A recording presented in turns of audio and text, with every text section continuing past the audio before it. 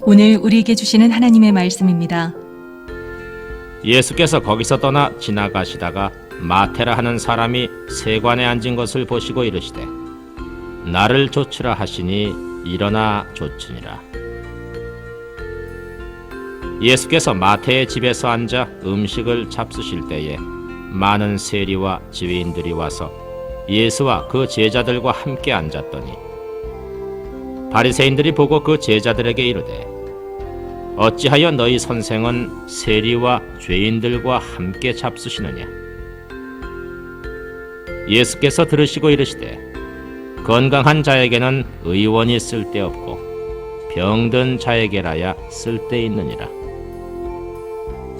너희는 가서 내가 긍휼을 원하고 제사를 원치 않으라 하신 뜻이 무엇인지 배우라. 내가 의인을 부르러 온 것이 아니요 죄인을 부르러 왔노라 하시니라. 아멘. 오늘은 사순절 두 번째 주일로 예배 드립니다. 우리 주님께서 말씀하십니다. 평안을 너희에게 끼치노니 곧 나의 평안을 너희에게 주노라. 내가 너희에게 주는 것은 세상이 주는 것 같지 아니하니라. 너희는 마음에 근심도 말고 두려워하지도 말라. 주님의 평안이 우리 모든 성도님들 심령마다 가득 차시기를 주님의 이름으로 축원드립니다. 진짜 명의는 누군가? 우리나라에 명의 허준이 있다면 중국엔 편작이 있습니다. 편작은 세 형제 중 막내인데 위에 두 형들도 탁월한 의원이었습니다. 어느 날 위나라 왕이 편작에게 물었습니다. 너희 삼형제 가운데 누구의 의술이 가장 뛰어나는고? 그러자 맏형의 의술이 가장 뛰어납니다. 그 다음이 두 번째 형님이고 제가 가장 열등합니다. 그래? 이상하구나. 내가 듣기로는 천하의 명의는 바로 너 편작이라는데 그럼 소문이 잘못된 것이란 말이냐? 네, 잘못된 소문입니다. 저의 맏형은 환자들이 병의 증상을 느끼기도 전에 얼굴만 보고도 앞으로 병이 생길 것을 압니다. 그래서 병이 생기기 전에 치료해 줍니다. 그래서 아무리 잘해줘도 자신들의 병을 미리 예방하여 낫게 해준 것을 사람들은 잘 알지 못합니다. 그래서 고마움도 모르고 그냥 가버립니다. 둘째 형은 첫째 형보다 실력이 좀 못한데 병이 미약할 때에 그때 병을 알아차리고 치료해 줍니다. 그러다 보니까 환자들은 둘째 형이 큰 병을 미리 치료해 주었다고는 전혀 생각지 못합니다. 그러자 위나라 왕이 그럼 넌 어떠냐? 저는 실력이 없어서 병이 다 커져가지고 아파서 죽겠다고 그럴 때 비로소 알아차립니다. 그래서 너무 중한 병이기 때문에 맥도 짚고 처방하고 또 아픈 곳을 도려내기 위해서 수술도 합니다. 그런데 사람들은 저를 보고 큰 병을 치료해 줬다고 고마워합니다. 이것이 삼형제 중 실력이 가장 열등한 제가 명의로 소문난 이유입니다. 많은 사람이 눈앞에 보이는 것만이 전부인 줄 압니다. 오늘 본문 말씀에서도 바리새인들은 우물 안에 개구리처럼 자기들이 보는 것만이 전부인 줄 알고 살아갑니다. 그래서 예수님의 제자들에게 묻습니다. 어찌하여 너희 선생은 세리와 죄인들과 함께 잡수시느냐? 예수님 당시 죄인의 대명사는 세리와 창기였습니다. 유대인들의 식습관은 같은 부류의 사람이 아니고는 절대로 함께 식사를 안 합니다. 세리와 함께 식사를 한다는 것은 나도 그와 같은 죄인이라고, 그와 같은 부류의 사람임을 인정하는 겁니다. 그래서 바리새인들이 예수님의 제자들에게 이렇게 물었던 겁니다. 그러나 우리는 이 내용 속에서 바리새인들이 정말 자신들을 착각하고 있었다는 것을 잘 알게 됩니다. 자신들은 의인이요, 저들은 죄인이라고 착각을 합니다. 그런데 그 모습은 바리새인들만의 모습이 아니라 오늘 나의 모습이기도 합니다. 나는 선이고 저희는 악이라고, 나는 정직하지만 저희는 거짓되다고, 나는 옳지만 저희는 틀리다고 생각합니다. 우리 모든 그리스도인들은 죄인이자 동시에 의인이요, 의인이자 동시에 죄인입니다. 로마서 3장이 말씀합니다. 모든 사람이 죄를 범하였음에 하나님의 영광에 이르지 못하더니 그리스도 예수 안에 있는 구속으로 말미암아 하나님의 은혜로 값없이 의롭다 하심을 얻은 자 되었느니라. 여기서 우리는 바리새인들의 가장 큰 죄악이 무엇인지를 알게 됩니다. 그것은 바로 자기의라는 것이었습니다. 자기의란 한마디로 공로의식입니다. 예수님께서는 누가복음 18장을 통하여 이 잘못된 모습을 너무나 생생한 비유로 우리에게 가르쳐 주셨습니다. 또 자기를 의롭다고 믿고 다른 사람을 멸시하는 자들에게 이 비유로 말씀하시되, 두 사람이 기도하러 성전에 올라가니 하나는 바리새인이요 하나는 세리라. 바리새인은 서서 따로 기도하여 가로되, 하나님이여 나는 다른 사람들 곧 토색, 불의, 간음을 하는 자들과 같지 아니하고 이 세리와도 같지 아니함을 감사하나이다. 나는 일회에 2번씩 금식하고 또 소득의 11조를 드리나이다 하고, 세리는 멀리 서서 감히 눈을 들어 하늘을 우러러 보지도 못하고 다만 가슴을 치며 가로되, 하나님이여 불쌍히 여기옵소서. 나는 죄인이로소이다 하였느니라. 내가 너희에게 이르노니 이 사람 세리가 저보다, 바리새인보다 의롭다 하심을 받고 집에 내려갔느니라. 무릇 자기를 높이는 자는 낮아지고 자기를 낮추는 자는 높아지리라 하시니라. 여러분과 제가 일평생 신앙의 길에서 싸워야 할 영적 싸움이 바로 자기 의를 드러낼 것이냐, 하나님의 의를 드러낼 것이냐의 싸움입니다. 사도 바울의 위대한 고백이지요. 나의 나 된 것은 하나님의 은혜로 된 것이니 내게 주신 그의 은혜가 헛되지 아니하여 내가 모든 사도보다 더 많이 수고하였으나 내가 아니요 오직 나와 함께 하신 하나님의 은혜로라. 자기 의를 버리고 오직 하나님의 의를 붙드셔야 합니다. 산상수훈의 가장 핵심적인 말씀, 너희는 먼저 그의 나라와 그의 의를 구하라. 그리하면 이 모든 것을 너희에게 더하시리라. 자기 의를 십자가에 못 박고 하나님의 의를 높이며 사는 우리 모두가 돼야 될 줄 믿습니다. 오직 하나님의 은혜입니다. 우리에게 평화의 기도로 잘 알려진 성 프란시스코의 일화입니다. 어느 날 제자와 함께 동행하는 길에 제자가 묻습니다.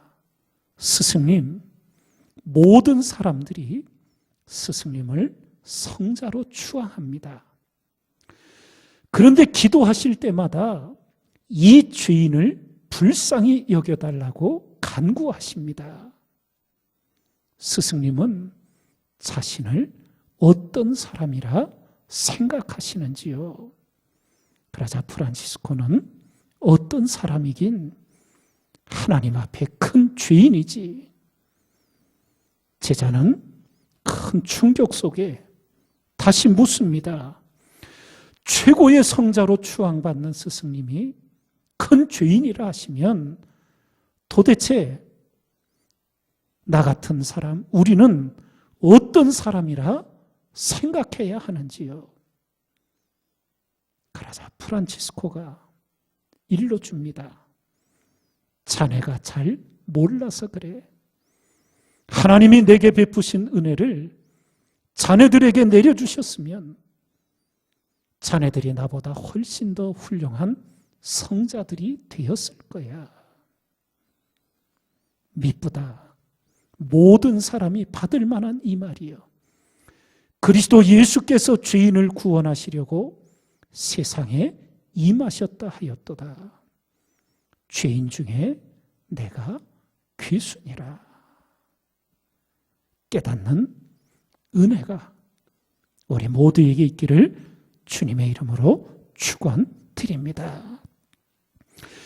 바리새인들과 제자들의 오고 가는 이야기를 듣고 계시던 주님께서 말씀하십니다.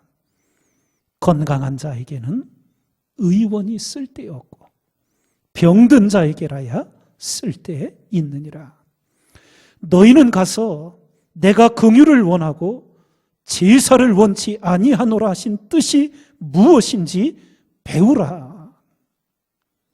예. 하나님의 온전하신 뜻, 그것을 우리는 말씀 속에서 항상 분별하는 노력을 해야 합니다. 예배와 관계한 성경의 가르침이 크게 세 가지가 있습니다. 첫 번째는 순종이 제사보다 낫고, 두 번째는 의와 공평을 행하는 것은 제사 드리는 것보다 여호와께서 기쁘게 여기시느니라. 세 번째는 나는 인애를 원하고 제사를 원치 아니하며 번제보다 하나님을 아는 것을 원하노라.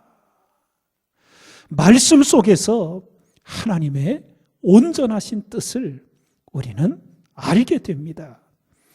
그 어떤 것도, 그 무엇도 순종, 사랑, 의와 공평을 행하는 것, 하나님을 아는 것을 대체할 수 없다는 겁니다.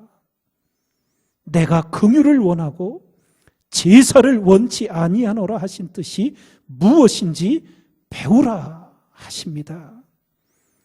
제사가 예배가 필요 없다는 것이 아닙니다. 긍휼이 없는 예배, 사랑이 없는 예배, 그것을 하나님이 받으실 수 없다는 것입니다. 우리는 복음서를 통하여 예수님이 향하신 곳이 어딘지를 잘 알고 있습니다. 낮은 곳이었습니다. 물처럼 더 낮은 곳으로 흘러가셨습니다. 바람처럼 진리의 자유로 행하셨습니다. 불처럼 뜨거운 가슴으로 죄인들에게 다가가 언 곳을 녹이셨습니다. 사도 바울의 위대한 사랑 찬가를 우리는 잘 알고 있습니다. 내가 사람의 방언과 천사의 말을 할지라도 사랑이 없으면 소리나는 구리와 울리는 꽹과리가 되고, 내가 예언하는 능이 있어 모든 비밀과 모든 지식을 알고 또 산을 옮길 만한 모든 믿음이 있을지라도 사랑이 없으면 내가 아무것도 아니에요. 내가 내게 있는 것으로 구제하고 또 내 몸을 불사르게 내어 줄지라도 사랑이 없으면 내게 아무 유익이 없느니라. 얼마나 분명하게 긍휼 없는 제사의 허망함을 일깨워주고 있습니까? 성경은 이 긍휼에 대해, 사랑에 대해 참으로 깊이 권면해 줍니다. 너희 모든 일을 사랑으로 행하라 가르쳐 주셨습니다. 또한 이 모든 것 위에 사랑을 더하라고 가르쳐 주십니다. 여러분과 저는 끊임없이 이 말씀을 기억하여 행하고 부족할 때마다 회개하고 경성하여 오늘을 살아가야 될 줄 믿습니다. 나는 긍휼을 원하고 제사를 원치 아니하노라 하신 뜻이 무엇인지 배우라 하신 주님의 음성을 마음 깊이 새기시고 일마다 때마다 너희 모든 일을 사랑으로 행하라는 가르침, 이 모든 것 위에 사랑을 더하라는 가르침을 일깨어 살아가시기 바랍니다. 마지막 주님께서 오늘 말씀의 결론을 이렇게 말씀하십니다. 내가 의인을 부르러 온 것이 아니요 죄인을 부르러 왔노라. 예, 바로 이것이 복음입니다. 큰 기쁨의 좋은 소식. 예수님의 성탄의 메시지를 천사가 전한 것이 바로 이것이었습니다. 천사가 이르되 무서워 말라. 보라, 내가 온 백성에게 미칠 큰 기쁨의 좋은 소식을 너희에게 전하노라. 오늘날 다윗의 동네에 너희를 위하여 구주가 나셨으니 곧 그리스도 주시니라. 사랑하는 성도 여러분, 이 구원의 큰 기쁨의 좋은 소식, 그런데 우리는 로마서 5장을 통하여 더 놀라운 소식을 듣게 됩니다. 죄가 더한 곳에 은혜가 더욱 넘쳤다는 말씀입니다. 우리는 성경에서 막달라 마리아라는 여성을 만납니다.